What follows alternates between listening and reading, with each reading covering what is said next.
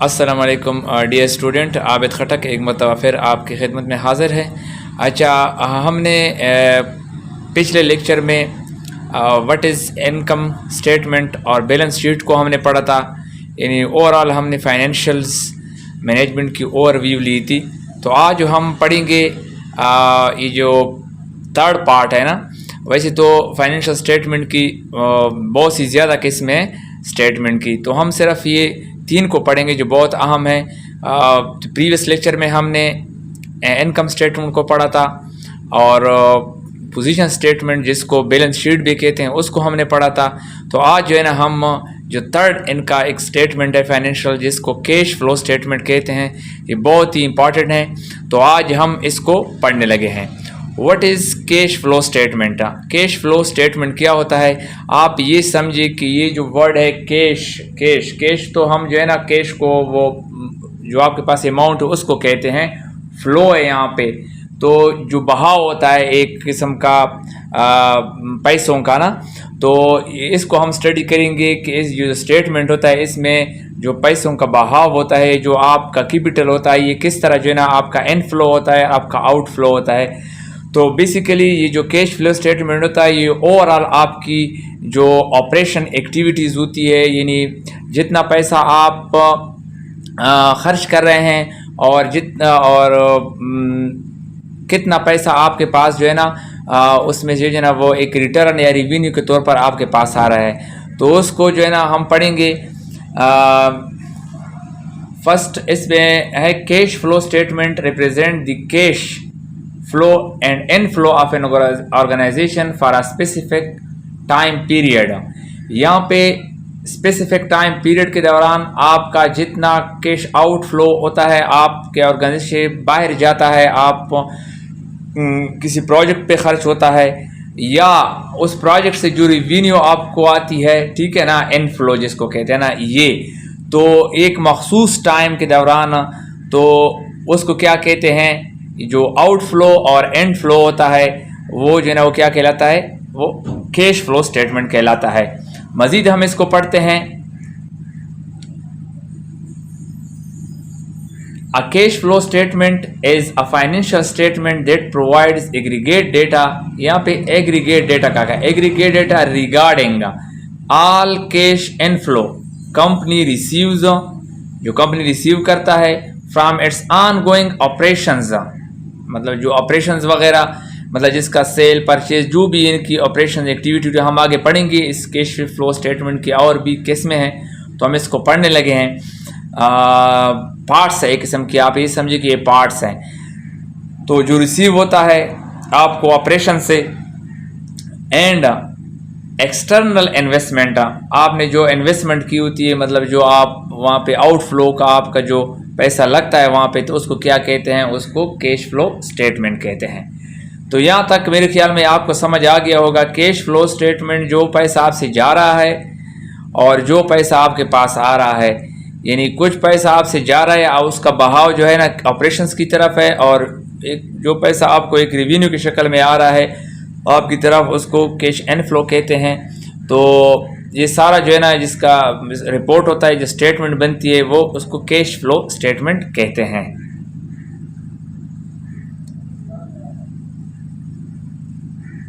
अच्छा, यहाँ पे अब हमारे पास ये जो कैश फ्लो स्टेटमेंट होता है इसकी 3 पार्ट्स है। फर्स्ट इसका है ऑपरेशन, सेकंड है इसका इन्वेस्टिंग, और थर्ड जो है ना वो फाइनेंसिंग है।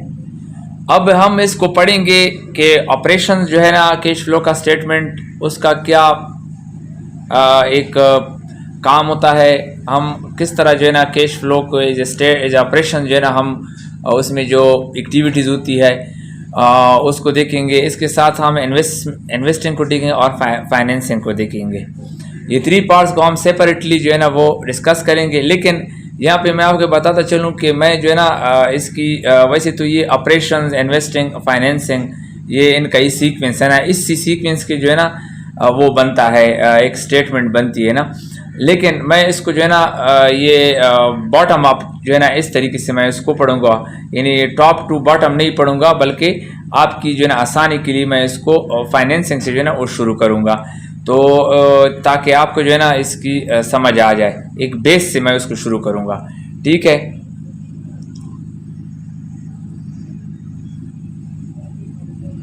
अच्छा, अब फाइनेंसिंग पे हम आगे जिस तरह मैंने बात की ना, whenever we start business project or making investment decision we need capital resources, money, etc. In such situation we have two options.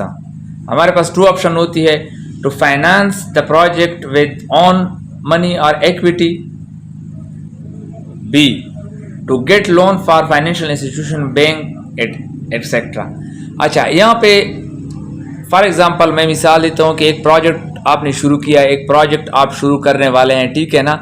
तो आप सोचते हैं कि यार मेरे पास जो पैसे हैं, या तो आप ऐसा करेंगे कि जो आपके पास अवेलेबल रिसोर्सेज है, आपके पास जो कैपिटल है या जो आपके पास मनी है, तो आप उससे जो है ना उस प्रोजेक्ट को शुरू करेंगे, या आप ऐसा करेंगे कि आप जो है ना बैंक से जो है ना वो लॉन्ग टर्म लोन या शॉर्ट टर्म कमर्शियल बैंक से आप जो है ना लोन क्या करेंगे और वो वहाँ से आप लेंगे। तो इससे जो है ना पहले आप क्या ये बंदोबस्त करेंगे कि पैसा कहाँ से आएगा ये प्रोजेक्ट में, या तो मैं अपने पैसे से इसको शुरू करूँगा, या ऐसा करूँगा कि इसको मैं बैंक से जो कुछ लोन लेके और कुछ जो है ना अपने पैसे शामिल करके मैं क्या करूँगा, मैं इसको फाइनेंस करूँगा इस प्रोजेक्ट को।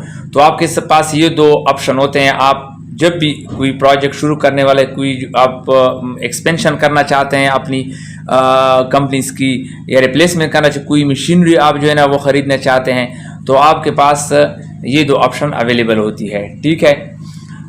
Because for commencing a business project require huge amount, इसमें जब भी आप, क्योंकि जब भी आपने कोई प्रोजेक्ट शुरू करना हो तो इसके लिए अमूमन जो है ना ह्यूज अमाउंट की ज़रूरत होती है, विच usually can not be sustained with on share holder equity, जिसको आप बाज़ दफ़ा आपके पास इतना पैसा नहीं होता कि आप जो है ना अपने जो बैंक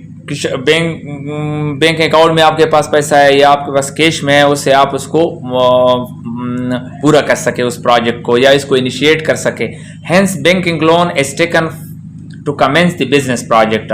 इस वजह से जो है ना फिर आप क्या करते हैं कि आप जो है ना वो प्रोजेक्ट जो है ना वो आप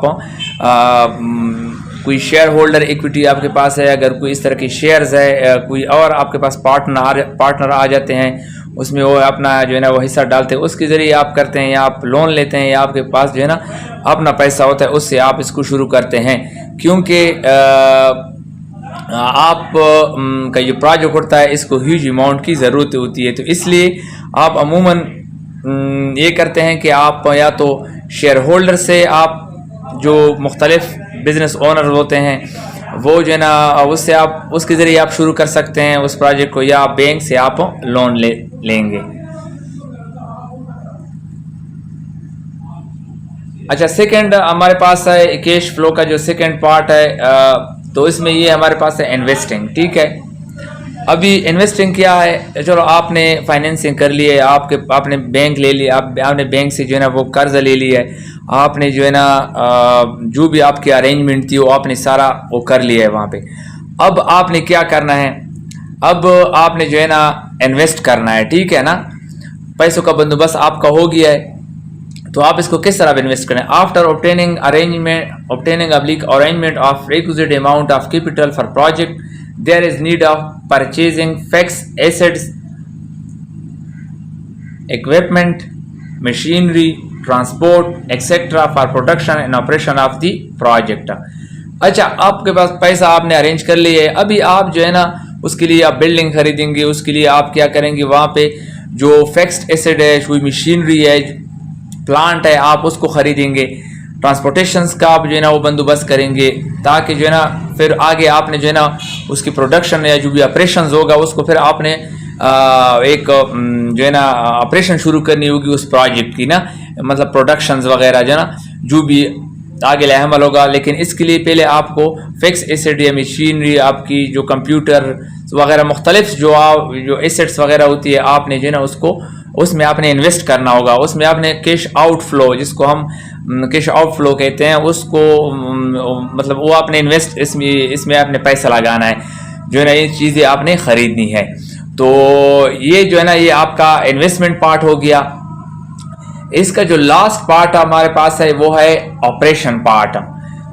ऑपरेशन पार्ट जो है ना, ये आपने पैसा आपके पास आया, आपने फाइनेंसिंग कर ली, उसके बाद आपने इन्वेस्टमेंट करी, नेसेसरी आपकी जो फिक्स एसेट्स थे उसको आपने ख़रीदा, ठीक है ना। फिक्स एसेट को ख़रीदने के बाद अब आप ऑपरेशंस करेंगे। ऑपरेशन किस तरह, मतलब उसकी आप उस मशीन को आप चलाएंगे, उसके लिए जो है ना आपको जो ह्यूमन रिसोर्स है, जो लेबर फोर्स है, वो ज़रूरत उसकी ज़रूरत आपके होगी आपको, तो उसको फिर आपने वेजेस देना है, सैलरीज देना है, तो ये सारा चीज़ जो है ऑपरेशन में आता है। After investment in fix asset, purchasing, necessary equipment, machinery, building, ये आप ना जो है करने के बाद the project is ready for operations.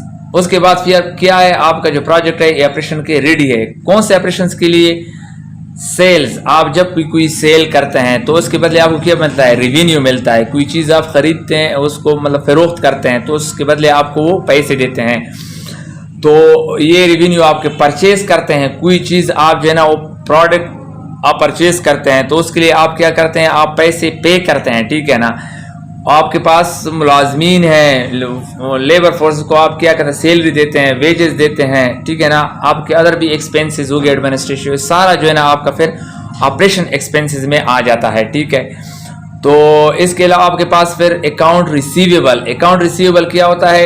हमारा एक ऑर्गेनाइजेशन है, वो प्रोडक्ट बनाता है, तो हम कस्टमर को जो क्रेडिट पे हम जो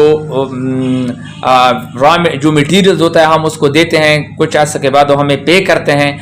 इन्हीं किस्म का कंपनी का एक कर्जा होता है कस्टमर के ऊपर, तो वो जब अदा करते हैं हमें, तो उसको हम अकाउंट रिसीवेबल कहते हैं, ठीक है। और अकाउंट पेएबल जब हम किसी से रॉ मटेरियल खरीदते हैं अपने प्रोडक्शंस के लिए या जो भी हमने करना है, तो उसके लिए हम पे करते हैं, अपनी लायबिलिटी हमारी होती है। जो अकाउंट रिसीवेबल जो है ना, ये करंट एसेट है, ठीक है ना, कि इससे जो है ना हमारे पैसे आते हैं हमारे पास ना एक साल के अंदर। हम करंट एसेट वो एसेट होते हैं जो एक साल के अंदर, यानी शॉर्ट टर्म एसेट इसको भी कह सकते हैं, 1 ईयर के अंदर इसको जो है ना यूटिलाइज किया जाता है। और अकाउंट पेएबल भी जो है ना वो करंट लायबिलिटी है। ऐसी लायबिलिटी लॉन्ग टर्म लायबिलिटी नहीं है, बल्कि शॉर्ट टर्म लायबिलिटी है। मतलब आपने 1 ईयर के अंदर इसको क्या करना है? आपने इसको पे करना है अपनी इस लायबिलिटी को। तो ये हमारा जो है ना ये ऑपरेशंस का हमारा ये हो गया। कैश फ्लो की 3 स्टेटमेंट को हमने पढ़ा। फर्स्ट हमने पढ़ा फाइनेंसिंग को, दूसरा हमने पढ़ा इन्वेस्टमेंट, और तीसरा हमने पढ़ा ऑपरेशंस को।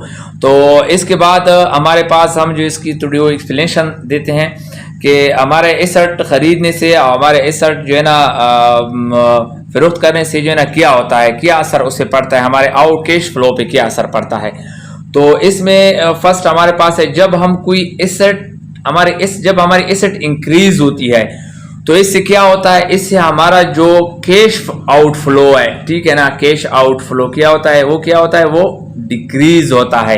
अब इसका क्या मतलब है? इसका मतलब ये है कि जब हमारे एसेट, हमारे पास एक मशीनरी है, ठीक है ना, हमारे पास एक मशीनरी है, ठीक है, वो मैंने खरीदी है, ठीक। अब मैं दूसरा जब मशीनरी खरीदता हूँ, तो इससे होगा जो मेरे पास अभी फॉर एग्जांपल मेरे पास 1 लाख रुपीज़ है, मेरे पास एक मशीनरी है, ठीक है। तो मैंने उसमें फिर जब दूसरी मशीनरी मैं खरीदूंगा 50,000 की, तो ऑलरेडी जो मेरा कैश फ्लो होगा, आउटफ्लो होगा, तो क्या होगा? उससे जो है ना वो डिक्रीज हो, कैश फ्लो इससे मेरा जो क्या होगा? डिक्रीज होगा, तो मेरे पास पैसे कम होंगे, ठीक है ना। इस तरह मेरी मशीनरी एसेट तो बढ़ जाएगी, लेकिन यहाँ पे मेरे पास जो पैसे होंगे वो मेरे पास कम पड़ जाएंगे।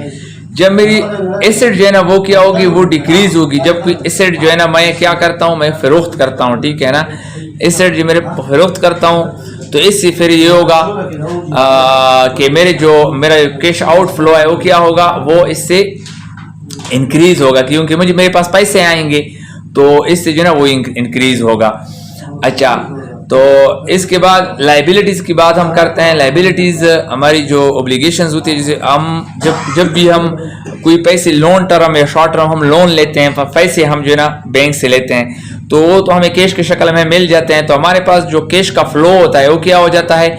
वो कैश का फ्लो जो है ना वो इंक्रीज हो जाता है। ये नहीं लाइबिलिटीज़, हमारी लाइबिलिटीज़ तो बढ़ जाती है। मतलब हमने ये लोन जो हमने लिया इसको हमने पे करना है, इससे हमारी लाइबिलिटी तो बढ़ जाती है, लेकिन उसकी शक्ल में हमें पैसे मिलते हैं इससे हमारा जो कैश फ्लो होता है वो क्या होता है, वो इंक्रीज हो जाता है, ठीक है ना। और सिमिलरली इससे जो है ना वो जो लायबिलिटी जब हमारी डिक्रीज होती है, जब हम पे करते हैं, मतलब हमने लोन जो है हमारा लोन है तो उसको हम जब पे करते हैं बैंक को, या जो क्रेडिटर होते हैं उनको, कोई जो है ना रॉ मटेरियल के एवज या कोई हमने उनसे, तो हम जब भी उसको पे करते हैं लायबिलिटीज, तो इससे हमारा जो कैश फ्लो होता है क्या होता है, वो डिक्रीज होता है, ठीक है ना। तो इससे हमारा कैश फ्लो क्या होता है, डिक्रीज होता है। और तो ये आज हमने पढ़ा कैश फ्लो स्टेटमेंट को, कि कैश फ्लो स्टेटमेंट क्या होता है। हम सरसरी इसका जायजा लेते हैं। कैश फ्लो स्टेटमेंट जो है ना वो एक ऐसा स्टेटमेंट होता है जो ओवरऑल आपकी तमाम जो एक्टिविटीज़ होती है, इनफ्लो और आउटफ्लो, ये सारा जो है ना इसमें रिपोर्ट होता है। ये कैश फ्लो स्टेटमेंट है आपका एक एग्रीगेट डेटा जो है ना आपका इसमें क्या होता है, आपका वो इसमें मेंशन होता है, आपकी जितनी एक्टिविटीज़ होती है, एग्रीगेट डेटा कैश इनफ्लो की शक्ल में या कैश आउटफ्लो की शक्ल में। तो उसके बाद हमारे पास cash parts of cash flow statement है। उसमें हमारे पास जो है ना हमने 3 किस्म के जो कैश फ्लो स्टेटमेंट के 3 पार्ट्स होते हैं, ऑपरेशंस, इन्वेस्टिंग, फाइनेंसिंग। तो ये 3 पार्ट्स है। हम जो है ना हमने इसको बॉटम अप जो है ना इस तरीके से हमने इसको स्टडी किया। तो फाइनेंसिंग, जब भी हम कोई मंसूबा प्रोजेक्ट शुरू करते हैं तो हम पहले सोचते हैं कि इसको हम अपने पैसे से इसको शुरू करें या आप लोन लें। तो हमारे पास ये 2 ऑप्शन होती है। हम जब पैसा अरेंज कर लेते हैं इसके लिए, तो उसके बाद जो है ना हम इन्वेस्ट करते हैं। कैसे इन्वेस्ट करते हैं कि हम जो है ना मशीनरीज वगैरह, फिक्स एसेट खरीदते हैं, मशीनरी खरीदते हैं, कंप्यूटर्स खरीदते हैं, ट्रांसपोर्ट्स वगैरह। तो इसको जो है ना हम इसमें जो है ना वो पैसा क्या करते हैं, इन्वेस्ट करते हैं, वो पैसा जो हमने अरेंज किया होता है। और लास्ट में हमारे पास ऑपरेशंस आ गया, ठीक है। ऑपरेशंस ये है कि जो एसेट्स वगैरह हमने खरीदी होती है, इन्वेस्टमेंट किया होता है, उसको हम क्या करते हैं, फिर इसको ऑपरेट करने लगते हैं, चलाने लगते हैं। तो चलाने से क्या होता है कि इससे जो है ना फिर हमें क्या होती है, एक रेवेन्यू हासिल होती है। हम जब परचेज ऑफ प्रोडक्ट करते हैं और तो इसके लिए हम पे करते हैं, हमारी लायबिलिटीज़ होती है, सैलरीज, वेजेस, ये मुख्तलिफ एक्सपेंसेस होती है, हमारे एडमिनिस्ट्रेटिव भी होती है, हमारी लीगल्स भी, मुख्तलिफ किस्म के आपके जो एक्सपेंसेस होते हैं सारे ऑपरेशन में आते हैं, ठीक है। तो उसके बाद हम अकाउंट रिसीवेबल, जिन लोगों को हमने सामान भेजा होता है, जो हमारे कस्टमर्स होते हैं, जो हमें पे करते हैं पैसे कुछ अर्से के बाद, तो अकाउंट रिसीवेबल करंट एसेट इसको कहते हैं। और अकाउंट पेएबल, जो हमने किसी से कोई चीज़ खरीदा होता है, प्रोडक्ट, रॉ मटेरियल खरीदा होता है, तो वो जो है ना करंट लायबिलिटीज़ में आ जाता है। उसके बाद हमारे पास है कि इसमें जो है ये हमारे पैसे किस तरह जो है ना वो इंक्रीज और डिक्रीज होते हैं, ठीक है ना। कैश फ्लो हमारा किस तरह जो है ना डिक्रीज और इंक्रीज होता है। जब हम कोई एसेट खरीदते हैं, हमारा एसेट जब इंक्रीज होता है तो इसका मतलब हमारा कैश फ्लो जो है ना वो क्या होता है, वो डिक्रीज हो जाता है, हमारे पास पैसे कम आ जाते हैं, ठीक है ना। तो हमारे पास पैसे कम आ जाते हैं जब हम कोई जो है ना एसेट क्या करते हैं, हमारे एसेट कम होते हैं, मतलब उसको हम परचेज क्या फरोख्त कर लेते हैं। तो इससे जो है ना हमारा कैश फ्लो जो होता है वो क्या होता है, यहाँ पे इसको आउटफ्लो को मैंने इसलिए काट रहा हूँ कि ये कैश फ्लो की, मैं आउटफ्लो की बात नहीं, मतलब ये यहाँ पे गलत इसलिए कि ये आउटफ्लो ना, तो ये इसको आप कैश फ्लो समझ ले, ये जो वर्ड है ना इसको आप कैश समझ ले, सिर्फ कैश फ्लो। तो इससे जो है ना आपका फिर कैश फ्लो जो है ना वो क्या होता है, इंक्रीज होता है। क्यों इंक्रीज? क्योंकि इसके जरिए आपके पास पैसे आ जाते हैं। लायबिलिटीज जब आपकी इंक्रीज होती है, आप कोई बैंक से कोई लोन वगैरह लेते हैं, तो इससे ये होता है कि आप के पास पैसे आते हैं, आपकी लायबिलिटी तो बढ़ जाती है, लेकिन इसके साथ आपके पास कैश की शक्ल में आपके कैश फ्लो जो है ना वो बढ़ जाता है। लायबिलिटीज आपकी जब डिक्रीज होती है, आप पे करते हैं, तो इसके साथ आपकी कैश फ्लो जो है ना वो भी डिक्रीज हो, क्योंकि आपसे पैसे चले जाते हैं, आपने पे करने होते हैं। तो ये सारा आज हमने पढ़ा कैश फ्लो स्टेटमेंट को। उम्मीद है आपको समझ आ गया होगा। फिर भी आपको समझ नहीं आया है तो इंशाल्लाह आप मुझे कमेंट सेक्शन में बताएं, मैं इसका रिप्लाई दूंगा। और आपसे गुजारिश है कि इस चैनल को सब्सक्राइब करें और ताकि आपको लेटेस्ट वीडियो की नोटिफिकेशन मिलती रहे। Thank you.